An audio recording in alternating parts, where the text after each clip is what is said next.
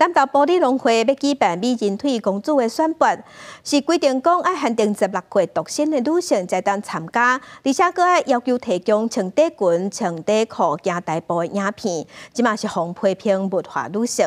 保利农会赶紧修改报名规定。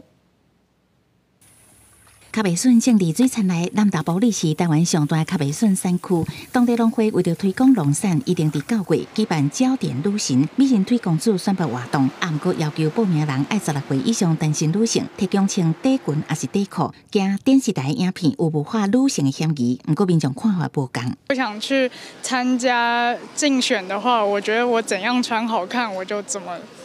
去这样子，不会说一定要穿短裤或者短裙，因为评比你怕不公平，所以你会立下很多的规范。那我觉得这个也是一个条件面的原则而已，并没有歧视。南投民代批评主办单位制定的参选资格甲方式完全无下现代性别观念，应该开放全年龄性别参与。保利农会讲，美人腿公主主要是爱做推广大赛，并无物化的意思。打破年龄、性别，还有所有的高矮胖瘦。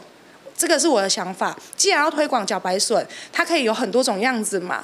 那为什么我们只要去限定未婚，然后女生，然后什么腿要多长？主要是要代言我们埔里这边的茭白笋，借这个活动来吸引国内的广大的那个朋友们来埔里这边参加我们这个活动。